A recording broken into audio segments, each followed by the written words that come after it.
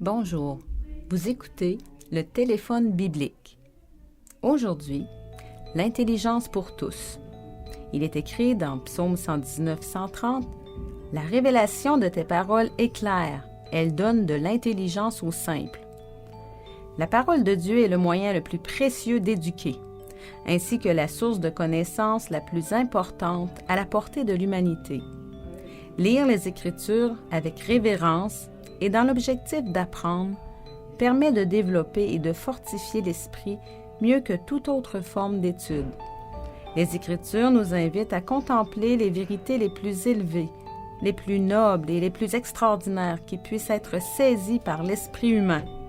Elles dirigent nos pensées vers l'auteur éternel de toutes choses.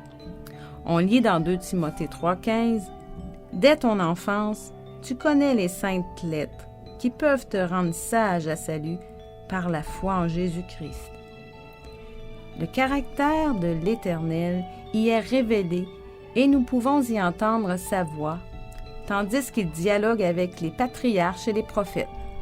Nous y trouvons les explications concernant les mystères de sa providence, les grandes questions qui attirent l'attention des esprits curieux, mais auxquelles, sans l'aide de la révélation, l'intelligence humaine ne peut répondre. Les Écritures ouvrent notre intelligence, nous permettant ainsi de comprendre un système théologique simple et pourtant sublime. Notre Sauveur accordait de l'importance à l'apprentissage et à l'éducation. Pourtant, il choisit des pécheurs peu cultivés pour proclamer l'Évangile, car il n'avait pas été formé à l'école des fausses coutumes et traditions de ce monde. C'étaient des hommes ayant de bonnes capacités naturelles et un esprit humble et ouvert, des hommes qu'il pouvait former pour son œuvre. Les juristes, les prêtres et les scribes cultivés ne désiraient pas recevoir l'enseignement du Christ, en raison de leur orgueil et de leur étroitesse d'esprit. Mais ils furent surpris de la sagesse de ses propos.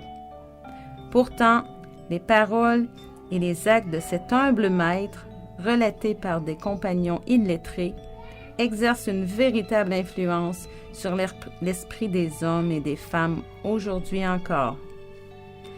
Luc 8,15 nous dit « Ce qui est tombé dans la bonne terre, ce sont ceux qui, ayant entendu la parole avec un cœur honnête et bon, la retiennent et portent du fruit avec persévérance. » Bonjour et à demain.